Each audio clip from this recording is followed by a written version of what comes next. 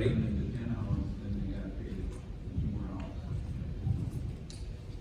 name is Thiru Annaswamy. I'm a professor and chair of physical medicine rehab at Penn State Hershey Medical Center. Today I'll be taking the pro stance for the role of ChatGPT and generative AI in physical medicine rehabilitation. So what I'll be talking about primarily or entirely will be about generative AI. And for those of you who attended some of the plenary sessions at this meeting, including the one this morning, you may have understood, or just to reiterate, generative AI are essentially text AI tools that generate information, whether it is in the form of text or it's in the form of images. And yesterday's plenary speaker included some art that is generated by AI. So it can be in the form of visual art, or it can be in the form of text. I'm not talking about AI that interprets things and analyzes things and data to make predictions, the kind of AI that the second speaker, which today's plenary talked a lot about. I'm not going to be talking about that at all. So I just wanted to make sure that I get it across to all of you. Thank you for attending. That I'll be primarily talking about how you could use ChatGPT and its versions.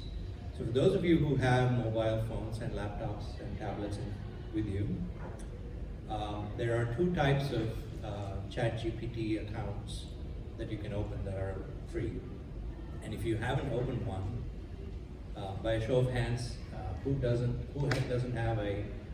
used ChatGPT? All right, so that's a lot of you. You can go to chatgpt.com and open an account right now. It'll ask you to verify your email address. Better yet, go to consensus.app, that's the website. Consensus.app is a research ChatGPT, which only includes information collected from peer-reviewed literature. So it's a little more reliable information that you can use to really make your work a lot safer, easier, and more pleasurable. Things that you enjoy doing, direct patient contact, interpretation of images, of data, coming up with a clinical assessment treatment plan, makes your busy life better, your work-life balance is better, and you would enjoy doing the things that give you the most reward and gratification better. So that is primarily going to be my point, why I think this is something that we should do, and you are very likely already using a lot of this because it's all around you, and like all the speakers that you've heard so far in the plenary sessions have said, you're already using it, you just don't know it. So if you have created an account on consensus.app, if you haven't, please do so, and it'll be a lot of fun to follow along with me. You can also get into this thing called Research GPT. So just Google Research GPT, Research ChatGPT, and one of the websites, you can get it through consensus.app, but if you're in a hurry, just go to chat.openai.com/researchgpt. There are various ways you can get to it. Sort of the four main categories by which they will help you, these kinds of large language model AIs, that it'll help you are the following. It'll help you with professional correspondence. It'll help you with charting. It'll help you with patient education, and then there's a clinical decision support. And then there are miscellaneous items. Professional correspondence that it'll help you with are things like insurance denials, helping you write letters for authorization, pre-authorization, etc. If you think that the insurance companies are going to have a person looking at your letters very clearly, it will out you that you have used ChatGPT to write the letter of medical necessity. Don't worry about it. They will have their own AI. If you don't think that's doing their denial letter, you're fooling yourself, because now you are basically trying to one-off the other. Use a ChatGPT, make your life a lot better, because the denial letter is generated by ChatGPT, you know it. patient letters, education letters, communication letters to the patient, asking for, if you need to provide documentation along with your charting to submit to a letter insurance company, writing to your colleague, letters of recommendation, letters of rejection, letters of resignation. If you're decided you want to move on, why do you want to spend time and thought? Just make ChatGPT do it and just add your thoughts. Makes your busy work a lot better. So professional correspondence is probably the area that you can use immediately, effectively, and not worry a lot about privacy, security. It's not a journal article, so you don't have to worry about academic sincerity, or you're not making stuff up. You're using it to make your busy work better. Big advantage, do it consistently, it'll make your life a lot better, less likely to burn out. Charting, this is an area that is very, very new, and if I had to give this talk a week ago, I would have said something totally different. There are ambient AI applications, one is called iScribe, and there are others that will listen in on your conversation with the patient, synthesize the information, add it to already pre-templated data that is pulled into your note by other apps on your EMR, and this will make all the conversation you had entirely synthesized into a very cogent note, really easily readable. It'll do the work for you. You don't have to worry about thinking how to put this, where to put the period. Just let ChatGPT do it, and if you have an ambient AI listening in on this conversation that you have control over, you then have editorial control before it goes into the note. It'll make your life a lot better. You can see more patients, hold their hands, have more face time with the patient. It'll just increase your professional satisfaction and your patients. And there are other examples where it can help you with charting similar to this one. Patient education. Certainly you have pre-printed materials, available downloadable materials, but if you want to customize your patient education materials to what's going on with them, with existing templated text and other publicly available patient education material, ChatGPT will do that for you. It'll integrate the patient's problem with your assessment, with publicly available information, generate something that will be a lot more meaningful to your patient. Very, very helpful. It'll also help in clinical decision making, and that's where it's a little bit ahead of where it needs to be. What I mean by clinical decision assistance is basically AI will do a better job in many instances, in many garden variety conditions than you can. This has been shown by data and research, in coming up with a short list of differential diagnoses for you to consider. And you still use your clinical expertise judgment to then sort through the AI-assisted clinical decision list of conditions and consider this treatment, consider that treatment, and move it along. It'll help hasten the process, figure out, you might be, in a rut, you might be doing the same thing for the same patient in the same way for a long time. This will allow you to open your mind and potentially introduce new things that you haven't thought of, because this will, ChatGPT is agnostic. It doesn't have biases. It is built into information that is already available publicly, and so it might give you an option that you might not have thought of intuitively. And here's the fun part. If you have opened up an account while I was talking and you have created an account and you've gone to ChatGPT, here's what I did before I came here. I asked research ChatGPT, to write me a 5-minute opening debate statement on how research GPT can help PM&R physicians. This is what it said. Ladies and gentlemen, distinguished colleagues and honored guests, I stand before you today to advocate for the pivotal role that research in generative pre-trained transformers, GPT, can play in advancing the field of physical medicine rehabilitation. As PM&R physicians, our mission is to enhance the quality of life for individuals with physical impairments in this era of rapid technological advancement. Embracing tools like ChatGPT can revolutionize the way we approach patient care. It goes on and on and on. And then I said, okay, this is too long. Give me a 2-minute debate to discuss the benefits of ChatGPT for academic PM&R physicians. Ladies and gentlemen, esteemed colleagues, today I stand before you to shed light on the transformative benefits of ChatGPT can offer to academic physicians specializing in PM&R. As academic PM&R physicians, our commitment extends beyond patient care to the realms of research, education, knowledge, dissemination, so on and so forth. In the fast evolving landscaping, and then, okay, last I'll cut to the chase. In conclusion, the integration of ChatGPT into the academic toolkit of PM&R physicians hold the promise of streamlining communication, catalyzing research, enriching educational endeavors. By harnessing the power of natural language generation, we empower ourselves to navigate the intricate landscape of academic medicine with efficiency and precision, ultimately advancing the field of physical medicine we have for the betterment of our patients and for our healthcare community. Thank you. All right, there are lots of practical tools, and I said list a bunch of practical tools, and I already gave that to you. Then I asked it to give me a summary of why should Physiatry support the foundation of PM&R. It says, these are the several compelling reasons why we should. Research advancements. The Foundation for PM&R plays a pivotal role in funding and supportive research initiatives. Education and training, patient care improvements, advocacy for the field, community building, innovation technology adoption. We could have used ChatGPT and done our strategic planning in 10 minutes. And lastly, I'll conclude with this statement.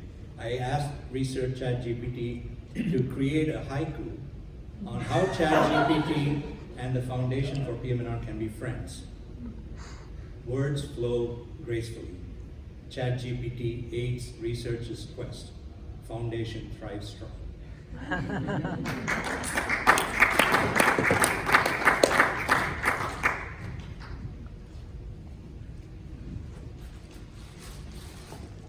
All right, so that was well done. Well done.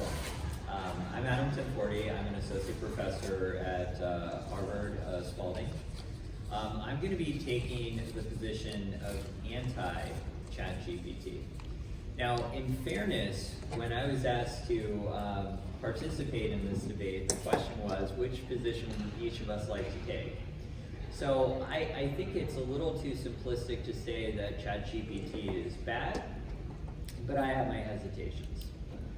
So let's break it into three main domains here, okay? We've heard about all the potential benefits from it, and then we've also heard, yes, it has these benefits, but we also need to consider the following. And that's really what I'm gonna focus on, why I think that we may be putting ChatGPT with the cart before the horse here, in terms of how we're actually using it fully in clinical practice. So the first is in the actual aspect of patient care. There are a number of burdens that we have as physicians. I totally acknowledge that. I think that, EMR, as much as we thought that could actually be one of the solutions, we're finding that sometimes it's the problem. But a lot of the things that we've discussed here that could be automated in terms of chart dissection, we face those same limitations with ChatGPT. So for example, if the information that ChatGPT is working from is faulty, then we are going to produce faulty documentation. It's the same problems that we have with EHR, where it pulls in patient problems that don't exist, and unless we correct it using our human logic, we're not going to actually catch the mistakes that were made using an automated process. While I recognize that you might want letters that are generated a little bit quicker, there already are tools within our EHR that allow for us to generate letters of medical necessity. Do require some interactions with us, but in fairness, if you're using ChatGPT, you also need to review the documentation that's produced to ensure that it's authentic. There's a number of medical legal considerations when you're using a platform like ChatGPT. One, the idea of having some artificial intelligence listen in on my conversations, that has me a little creeped out, and I think it should have everyone here concerned. How many of you have been using your email and find that suddenly a conversation that you thought you were having with your spouse, you're now seeing ads that are popping up on Google where you know that someone is listening to you, because how do they know that you're looking for a couch? That's messed up. Do we really want to bring this into our medical practice, and how is this information being protected? Is it going through the same scrutiny? And are we really confident that we're putting ourselves not at a medical legal risk by using ChatGPT if that information isn't protected correctly? When you have a bunch of old white men in Congress that are actually saying, I don't even know what AI is, but they're actually forming a bipartisan task force, that tells you about the potential dangers of using ChatGPT and other forms of AI in healthcare. if we don't have the right safeguards in place. And I'm not convinced at this point that we do. I am convinced we have a high burden. I am convinced there's a lot of burnout in our specialty, but I'm not convinced that ChatGPT is going to be the solution. The second piece that I'd like to talk about is research. And research, there's a lot of concerns around products like ChatGPT, where you could have, in theory, articles that are generated using this software. And yet journals are still challenged to say, can ChatGPT be an author? And based on reviews by these different editorial boards, the consensus is no, they cannot be an author because they cannot validate, they can't say that the data they're using is authentic, and they can't stand behind the data. So that's problematic. And we also recognize that we have some ongoing issues in terms of social determinants of health and healthcare, right? So if all the information is being pulled and is not taking into account all of the individual considerations on a patient, we may also be applying false data to guide research findings, and that will, in fact, potentiate those problems in the future. The final piece is on the education piece of what we're doing. So as physiatrists, we pride ourselves in teaching our trainees. And the message I want my trainees to understand is, how do you interpret and synthesize data? I have no problem with ChatGPT helping to form a differential diagnosis. I do have a problem with residents now assuming that their differential diagnosis is done for them, their medical decision making has been automated for them, their note is complete, and they can leave early.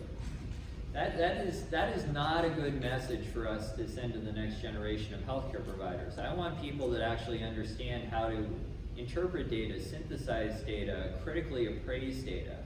And when you have AI, that runs the risk that people are going to take shortcuts that are going to lead them not to get the best educational experiences.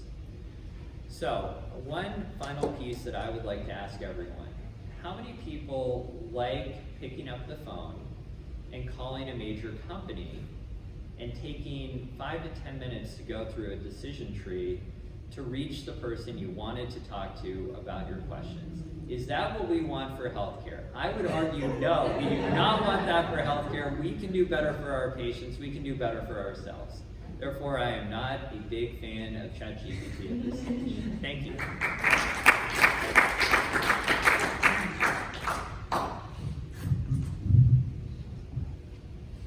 My esteemed opponent hit the predictable problems with ChatGPT really well.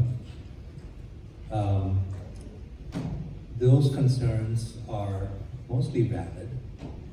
The way you use it is under your control. The regulations that permit judicious use of it is still behind the times. So right now, the control that you need to exhibit, which I agree with my respected opponent completely with, is in your hands. So with appropriate and judicious use of that control, you can overcome nearly all of those concerns that my respected opponent clearly well outlined. The issue of garbage in, garbage out, the way you get around that is that you don't use private, confidential information on ChatGPT. You don't enter that. You will get to use reliable medical record of your patient only if you have ChatGPT or generative AI tools embedded in your EMR. So you don't take your information out of your EMR and go to a public domain and enter it, thereby compromising it, potentially including erroneous, non-applicable garbage information into your generative output. The way you do that is to bring AI into your EMR. That way the information you use is reliable and valid. And then you still have the assistance of AI, whatever product is generated out of it, whether it's a letter, a correspondence, medical decision, what have you. The concerns about oversight and regulation, absolutely. absolutely, and I just made a point about that, that is you exercise control until rules and ethics are caught up with what can be done with ChatGPT and how it is already being used. The ethics, you sign a code of ethics when you get your license, when you complete your medical education. You just roll all of this into the same thing. Do no harm and try to do good whenever possible. And I think you need to adhere to that ethic, even in the use of AI. False data in research. So in this particular example, if you use just public domain, ChatGPT, Bing, Google AI, and all of those things, Bard is what it's called, Google AI. Yes, you are potential to be susceptible to what the second plenary speaker clearly outlined as hallucination, AI hallucination. So the better way to go about it is to go to, like I said, consensus.app or research-GPT, because the source of material that uses is only peer-reviewed journal articles. So by doing so, whatever risk that published journal articles have with fabricated false data, stolen data, and other things, you will be susceptible to the same risk. You won't be susceptible to like the general risk of fabricated data. So that's the way you get around that. In terms of the objection raised, concern raised about education, I absolutely agree with that. This should be turned off and turned on in educational settings. You turn it off so that they still develop that capacity to data assimilation, coming up with a differential diagnosis. That is absolutely a part of their training, and they should not use ChatGPT at the point of care in order to make up those things. So you turn it off in those settings, and then you turn it on to use it to educate. See what ChatGPT did, see what you did, and see how it compares, and you start to use that to train them. Because outside of the point of care, they are using it. They're already using it, you know it. So might as well start bringing it to education and make your job as an educator better.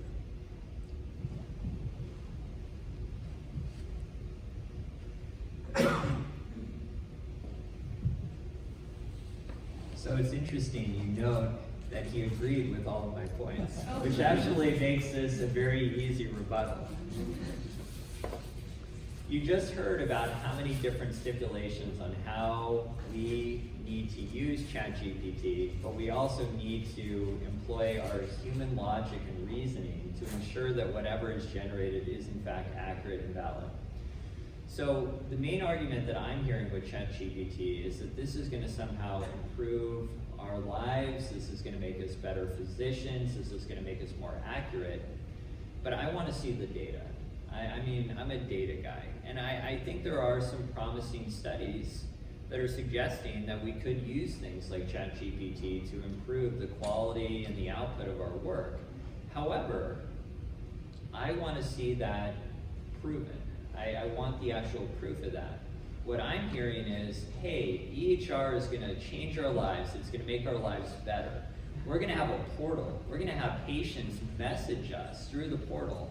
And this is going to save us from unnecessary phone conversations.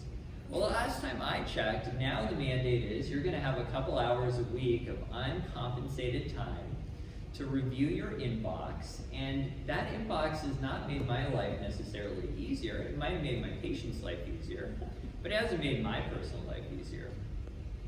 So if we're going to take on the stipulation that ChatGPT is a great thing to use, and that we're going to then apply our human logic to catch all of the potential errors, I would say we're still putting the cart before the horse. We still don't have all the safeguards in place. I'm also curious how many systems have actually embedded ChatGPT into the system. And I'm also challenged in an academic setting where I still think that we're trying to teach our residents, our trainees, how to interact with these technologies. And it is very, very possible for mistakes to be made with this.